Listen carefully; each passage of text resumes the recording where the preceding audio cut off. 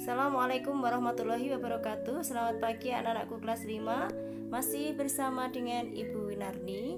Hari ini kita akan belajar tema 6 panas dan perpindahannya, subtema 3 pengaruh kalor terhadap kehidupan pada pembelajaran 5. Pembelajaran kita hari ini tentang bahan konduktor dan isolator di sekitar kita.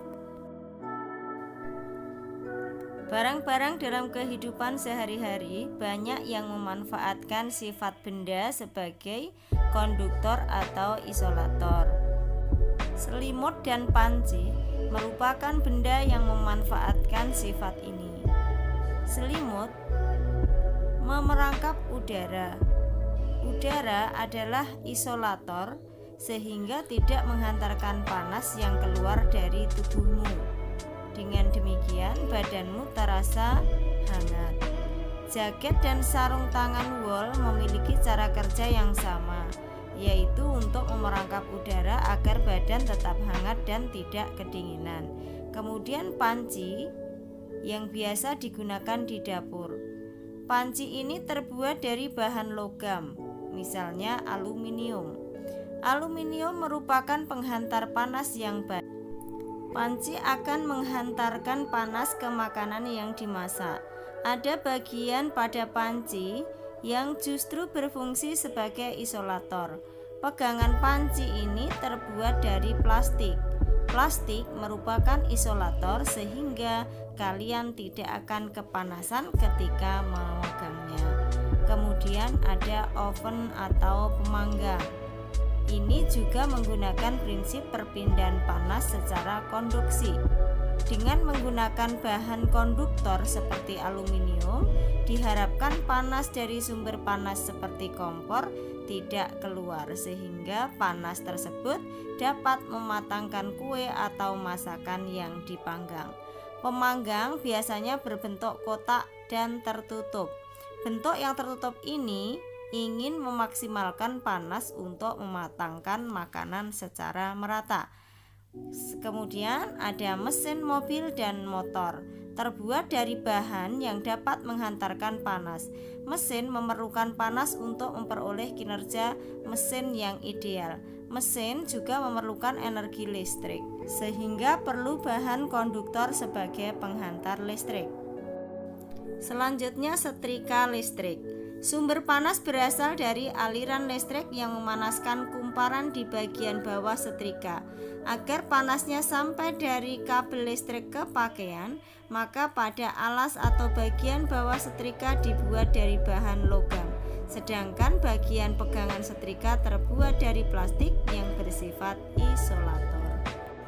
Anak-anakku semuanya, berdasarkan bacaan di atas, tuliskan hal-hal yang kalian pahami dari setiap paragraf pada bacaan dalam sebuah kalimat. Paragraf pertama, barang-barang dalam kehidupan sehari-hari banyak yang memanfaatkan sifat benda sebagai konduktor atau isolator.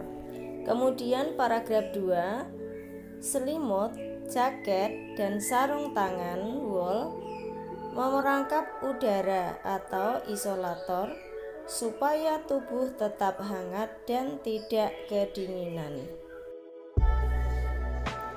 Paragraf 3, bahan logam merupakan penghantar panas yang baik, sedangkan plastik merupakan isolator.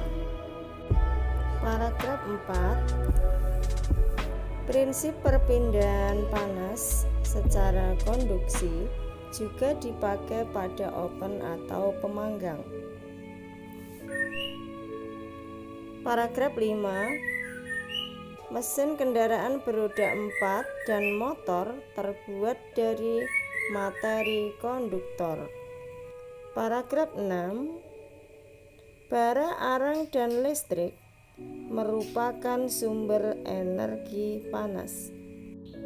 Berdasarkan bacaan di atas, buatlah sebuah diagram untuk menjelaskan apa yang telah kalian baca. menggunakan beberapa bentuk diagram yang sudah diberikan pola sebelumnya. Anak-anakku semuanya, kita lanjutkan pada gambar cerita. Gambar dongeng ialah gambar yang perlihatkan aktivitas orang-orang atau binatang-binatang dalam suatu peristiwa. Menggambar dongeng dapat dilakukan dengan dua cara, yaitu dengan teknik kering dan teknik basah. Yang pertama adalah dengan teknik kering. Dapat menggunakan yang pertama pensil. Pensil yang dipakai dalam menggambar cerita biasanya ialah pensil ukuran 2B hingga 6B. Ini contoh gambar menggunakan pensil. Yang kedua adalah menggunakan krayon. Krayon mempunyai bermacam-macam variasi warna. Krayon merupakan adonan antara lilin dan materi pewarna yang kondusif untuk anak-anak. Krayon dipakai untuk menggambar dongeng yang memerlukan variasi warna. Ini contoh gambar yang menggunakan krayon. Yang ketiga dengan pulpen atau spidol. Pulpen atau spidol juga dipakai untuk menggambar dongeng dengan huruf yang tegas pada garis-garis. Perhatikan contoh gambar dongeng berikut. Selanjutnya teknik yang kedua adalah teknik basah.